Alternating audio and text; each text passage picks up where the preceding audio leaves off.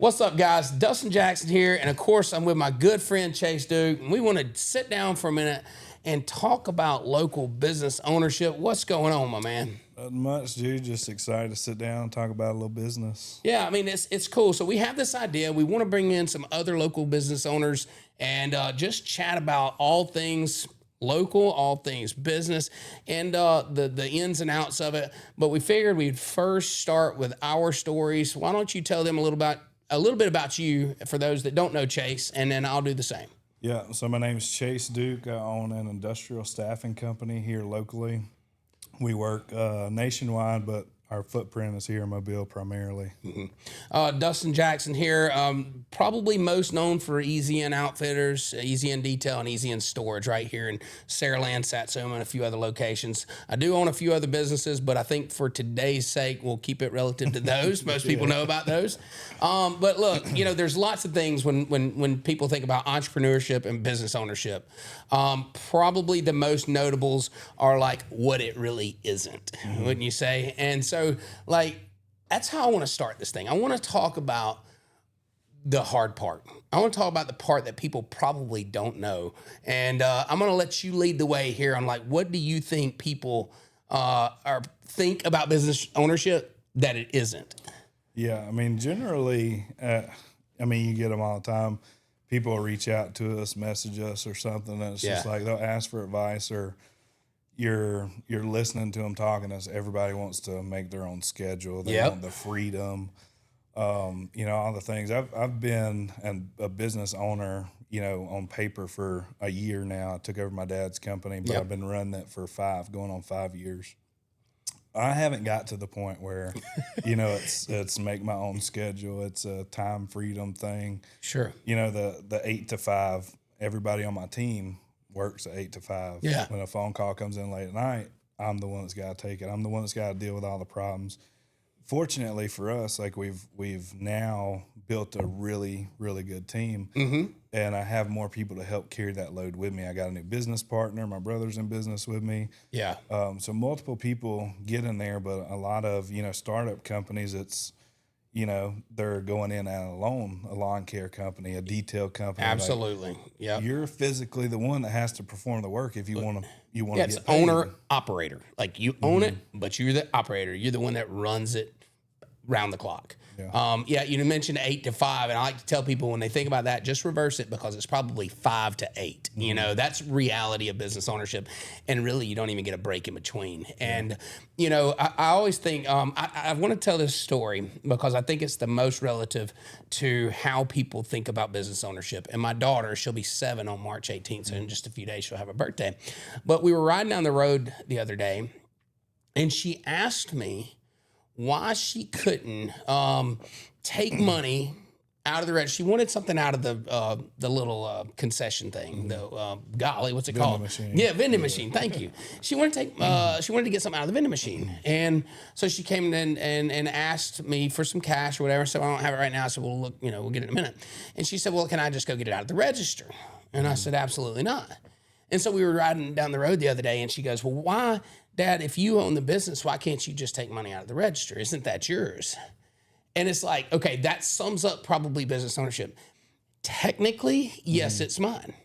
But technically, it's not mine. It's the business's. And I think most people would be surprised to know that, generally speaking, in business, you don't just have free access to everything. You may, let me rephrase that. You do. Yeah. But that comes at a real cost. And that's a big piece of it too, because generally, so I went from being an employee to an owner. Yeah. And it's a lot harder to look at, your personal bank account, and then you look at a business bank account. You may have like $500,000 in the bank one day, and then the next day you got 10 grand, $5, whatever it is. If you're lucky, If you're lucky. So, it's not so much as that's not, it is your money, but it's not like that's your people's money too. Like that's what you have to make payroll with. That's, all the things to keep it moving. That's right. And you mentioned the schedule.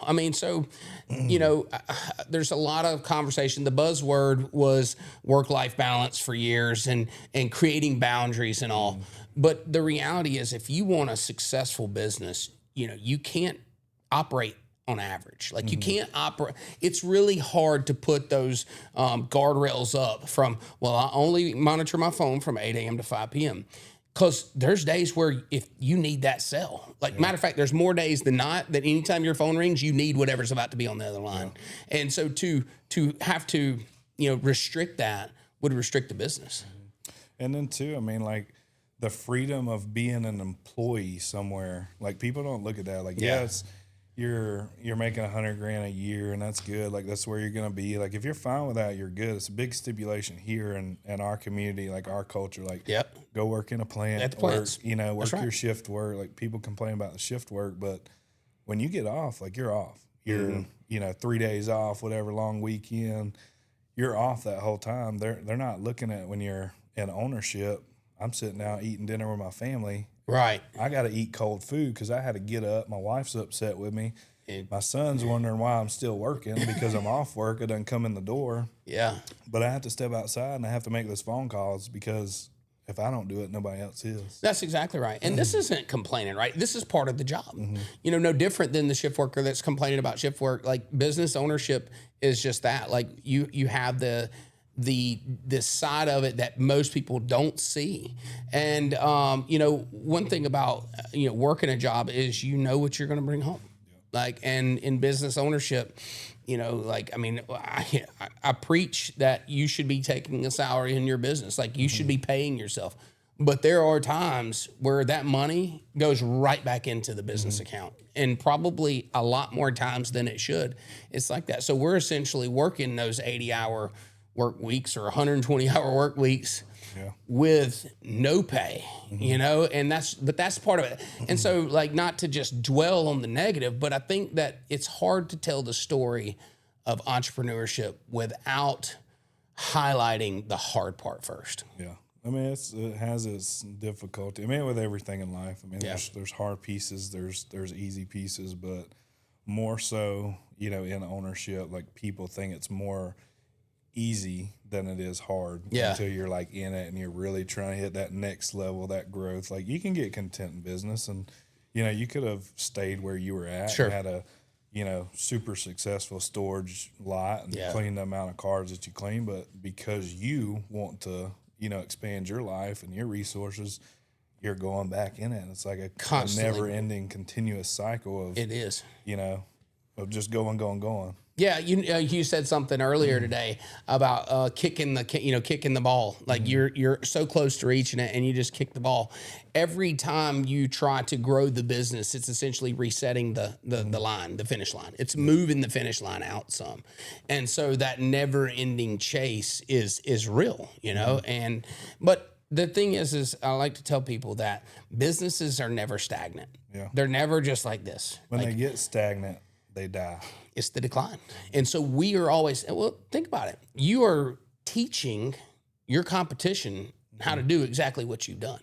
Every day you are paving the path for the person that's going to start up behind you, and they get to start where you're at right there. They don't have to start at the beginning. They can go, this is how he did it. This is what he does. Here's his pricing. Here's how he does it. Here's how he follows up. I can start right there. All that time that you spent building and your competition's just right behind you always. And so keeping that push going is inevitable. That's so we're in the social media days. That's why we're doing this. That's why like our marketing teams are collaborating, like we're getting together and doing stuff. But the benefit of it is everybody has their phone in their hand constantly. So you have to be on it. And if you're not on it, then you're irrelevant. But it leads into the thing where, it's like you're paving that way. You're making it even easier. That's where I learned, I've learned a lot of my tricks. I constantly study competitors, people in different markets. Like, what are they doing? How are they doing this? And study them. You take away the things that you like, take away the good, leave the bad. And that's right. You're set off better than they are. Your starting point. Everything's about time. It is. In business. It is. Okay, so that's a lot of us. That's a lot about us. I want to talk about the responsibility of the others in the room, our team, here and afar. Like, what is the weight of that? How does that play into your day-to-day mental health? Yeah. I mean, that's if you ask me my sleep schedule, that's why I'm up late at night. You know, it's not of course I'm stressed about other things, and I get anxious about stuff, and in constant prayer of just like situations working out, but that's the thing that keeps me up at night. It's not just I'm not taking care of just my family anymore. Yeah. Like before, I'm a provider for me, my wife, my son, my future daughter. It's like all those things. Now I'm worried about, am I taking care of every seat that's occupied in my building? That's right. The weight of that is real. And most of the times they are prioritized over our own family, because when something has to be sacrificed, we're not going to ask them to not take a paycheck that week. We're going to sacrifice ours. We're going to sacrifice our, something that we have that we need to let go of. We're not asking anybody to let go of things before we do it ourselves. And so the weight of that is real. And then you have to constantly be feeding that engine. It's just like a turning engine that consumes gasoline, right? Work is, our businesses consume work, and they constantly have to be fed so that way it can feed the team. Yeah. And people have this idea about ownership, and I'm super big on, the people who I employ.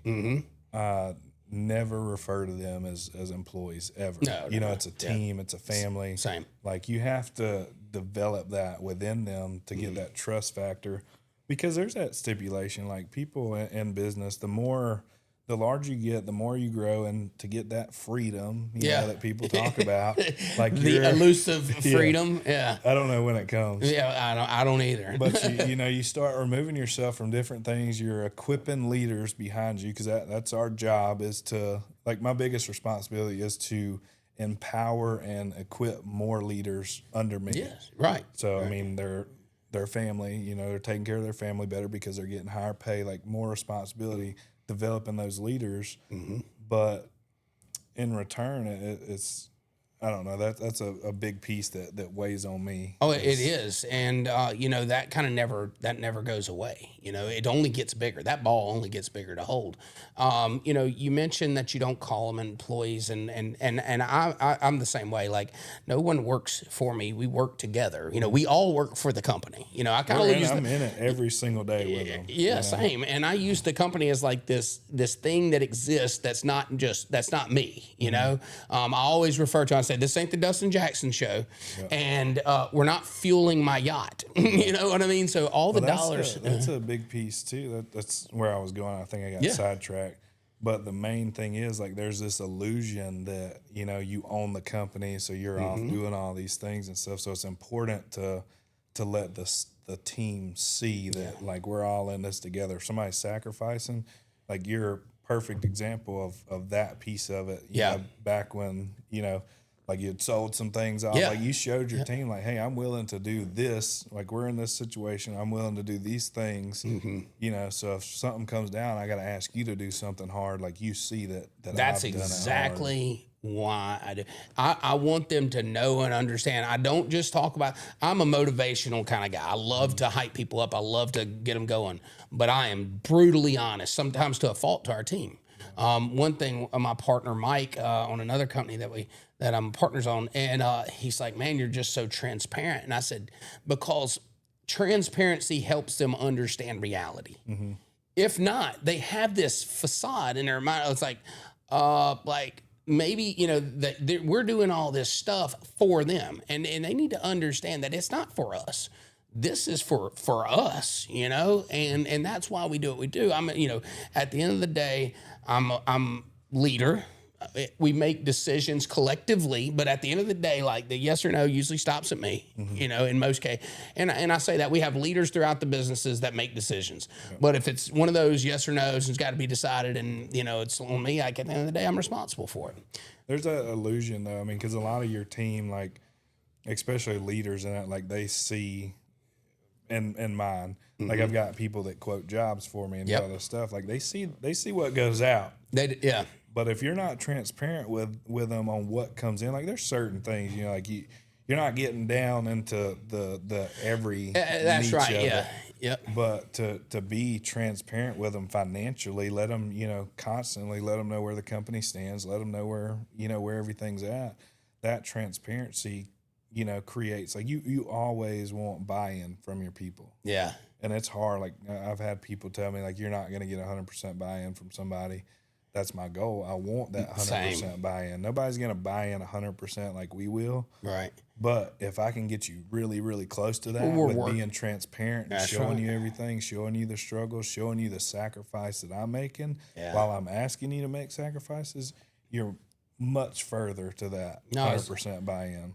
That's exactly right. And now it makes me think about the emotional side. And like, okay, we're talking about our team. And I know both of us can speak to this because we're both going through tough times, staffing changes, and business is hard at times, But let's talk about the emotional side. Let's talk about what it feels like to lose one of your team members, or even worse, to have to make a decision to let one go. And how does that affect you, emotionally? Yeah, I mean, I think just like as I've grown on my spiritual walk, like getting closer to God and everything, and just trying to have that Jesus-like mentality and our culture of our company, to have God at the center point of our company. Mm-hmm. It's really hard when you have to make those bad decisions because no matter what, we're always the bad people. Yeah. Like I pour in love, like I try to show everything. And recently, I've had to make some tough decisions, and ultimately, I'm the bad person at the end of it, but you can't look at it one-sided. You have to look at it as the team in whole. So it's not a decision that I can't be selfish and keep somebody on just because I love them or I care for them or, they've been with me for a long time. And that right there is probably the hardest lesson to learn. Mm-hmm. That because I both we're very similar. I wanted to, I hate to let somebody go. Yeah. Like I hate it, and it's hard. But you can't, what they say, one bad apple will ruin the bunch. Yeah. And that's so true. And we've all been there in business where it's like, you don't think you could ever live without someone. Like, we've all had that person in our company, just like this place would fall apart without them. Yeah. And then we've all, if you've been in business for any length of time, you've probably lost a person like that. And you're like, okay, business is resilient. Like we make it through, and usually what happens is and I don't mean this to anybody that's ever worked for me in the past and says like, we got better because you left. Yeah. But reality is everybody plays their role, their piece. I mean, the same as in a company, I'm not same thing. I'm not saying that, somebody's left our company and we got better because that person left it. Right. I think there's certain things that needed to change, that did change, that bettered the company, bettered me, and bettered that individual. There may be an opportunity that that they're missing out on because they're stuck with me because I'm holding on to them. I'm keeping them held back. Like I want people to grow. I want them to take care of their family. I want them to grow spiritually somewhere. And then what do we learn, right? So if businesses are always either going up or going down, then no matter what happens in the business has to continue going up unless it's going down. So what do we learn when someone like that leaves? And I think there's as much value. That's not like you got better because that person left and they were just ruining everything. Mm-hmm. It's like we got better because we learned how to operate without them for a moment, figured out what they did and then implemented that either within the same team or added another person or added another job, whatever. But the business, no matter what, no matter what adversity you face, whether it's, hard economic times where the economy shifted and business isn't as good as it once was, well, you figure it out. So it's not like we can't say like, you can't get better because business has to get better even if the economy shifts or even if you lose a key, team member. It's tough. But on the emotional side, how do you deal with that? I mean, it feels like it's a loss, Yeah. I mean, before I can tell you I didn't deal with it well. Yeah. Just growing in my spiritual walk, man, being connected with God, being grounded, doing the things that I need to do. If I'm not doing my devotionals and I'm not praying and just in the Word like I need to, like it affects me differently. Sure it does. So the emotional side of it is like clinging to that piece of it has helped me tremendously because it's, it goes into the loneliness portion of it. Like it can be lonely at times, but you're never, walking in any circumstance, alone. Yeah. No, and so I'm glad you brought up the spiritual aspect of it, because my faith, there was a time where I didn't lean on my faith. I always was a believer, right? And I'm very clear about that. But there was a time where I felt like Dustin Jackson, knew all. Well, men were fixers. Like yes. you go in and you try to fix it yourself. Yeah. And I had to learn that hard piece. It was like, well, I'm doing all this, and this, and nothing's going right. And it's not like some people can take that out of context. It's not, you don't pray about a situation and you sit back and wait for God to fix it. Correct. You pray about a situation. As you're going through it, God will show you that path and that direction to take it. But prayer without action is empty words. It is. And it's been such an eye-opening experience. And let me tell you something. It's something that I learn.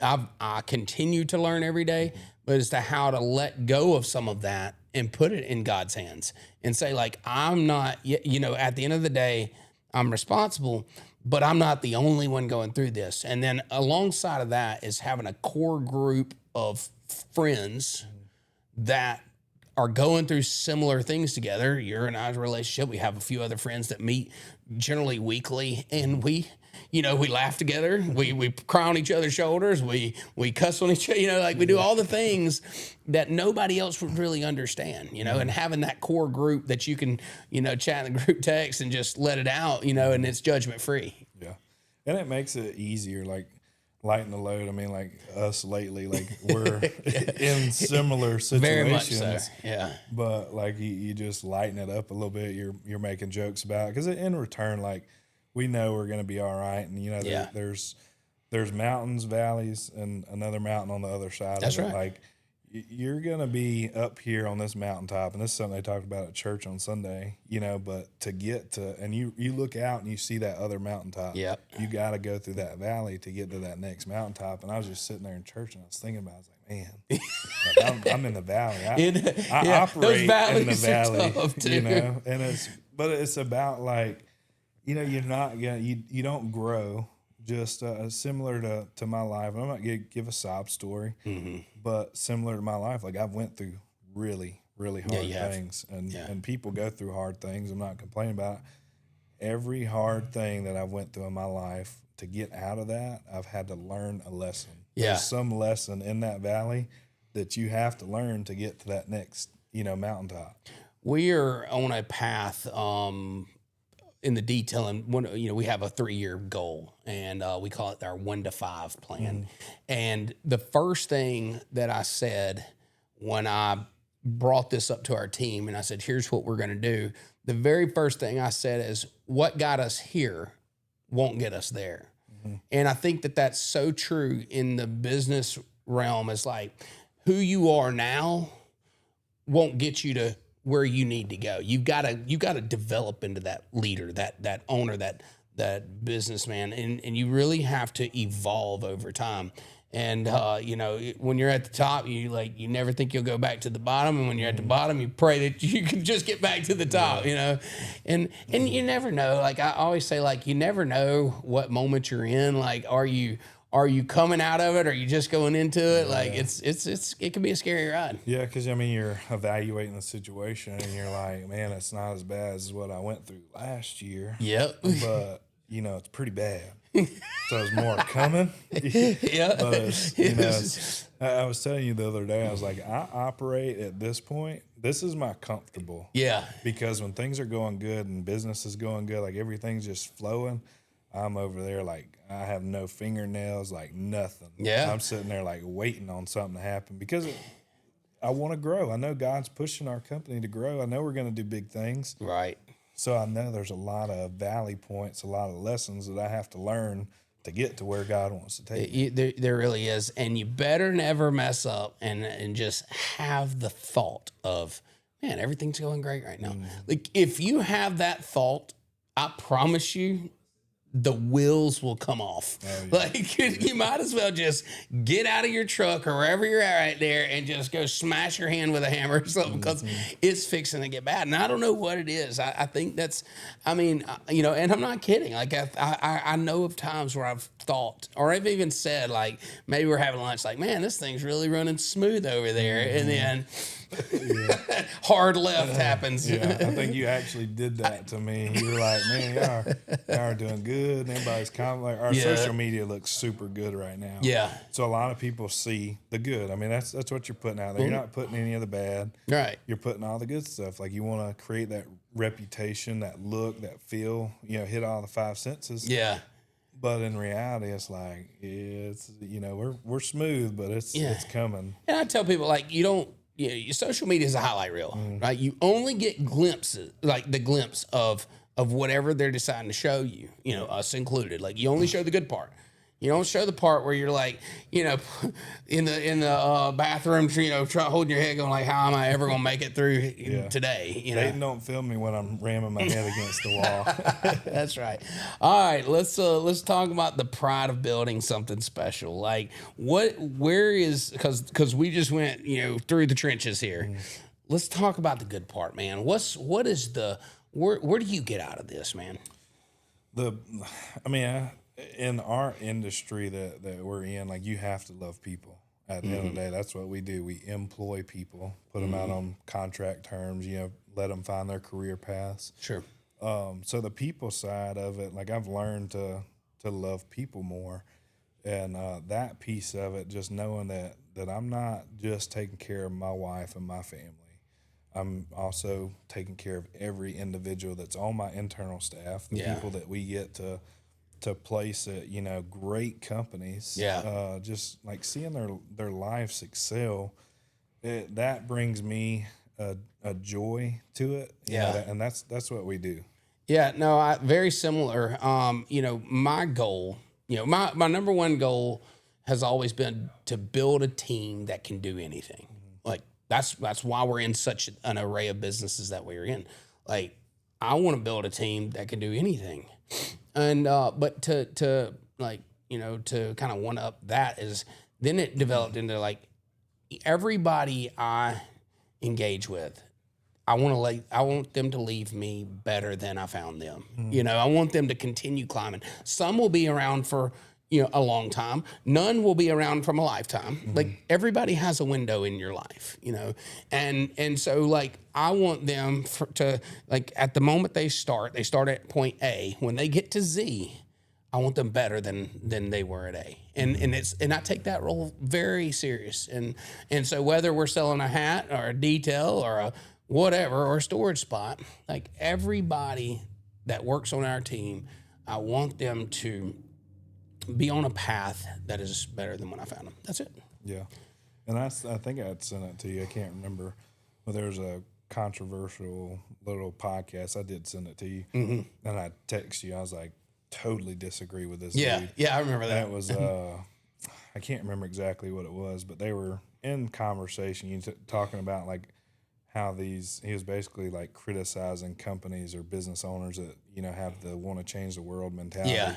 And I wouldn't say I have the want to change the world mentality. I know I can't do that, but I want to have huge impact to the people that I encounter. Sure. You know, whether it's internal, external, customers, whatever. I want to have that impact for those people, and that piece of it to me is why I wake up every day and do what I do. And it has the multiplication effect. So, like, if we do that in their lives, are they doing it back in someone else's lives? And yeah, I mean, a grain of salt, a small good encounter with one of your team members in here at 8 o'clock when they drop their truck off to get detailed. Like, I love interacting with your guys here. Yeah. I don't never leave here mad and then go take it out on somebody else. Like, you know, generally in a good mood, I have good conversations. I know my truck's fixing to look good or whatever I drop off, so I'm in a good mood. And then I'm projecting that onto somebody else I encounter next. Thank you for saying that. Like, you just gave me, like, this like, you know, in this road 1 to 5, we knew that world-class experience was it, but I never thought about the mindset of someone leaving here prideful of their vehicle being like that cleansed feeling, like, oh man, it's like putting on a new pair of shoes or something. You just feel different. Yeah. And I've never thought about that, so thank you for that. All right, so wrapping this thing up, we're going to shoot plenty more of these. We want to bring some guests in. We've already got some people lined up. Looking forward to that. Any final thoughts, as we're wrapping up episode 1? I have a heart for giving. I know you have a heart for giving. Mm-hmm. I've really enjoyed like putting our content out there and stuff, my personal stuff, and getting like the feedback and stuff. Especially I have like a younger, I'm young in business, so I have a younger generation that's like, texting me and stuff.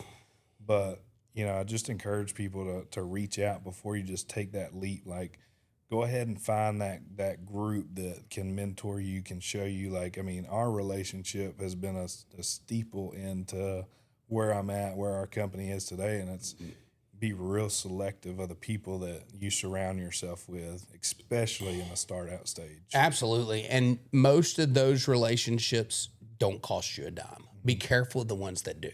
And, if someone's wanting to charge you for their advice, then you really need to look into that deeply. Usually the best advice comes from someone that's organic and it's natural, and they just want to pour into it, and you don't know till you ask. So I've tried to pay you multiple times. Yeah, not happening. Not happening. I love our friendship and the relationship we have, and it works for both of us. I've always told you I learn just as much from you as you learn from me. Yeah. And that's just the way it works, whether you've been in business longer or not, it doesn't matter. We all go through different situations that we can learn from each other. So with that, we'll call that episode 1. Right, appreciate you coming over, and we'll see y'all soon.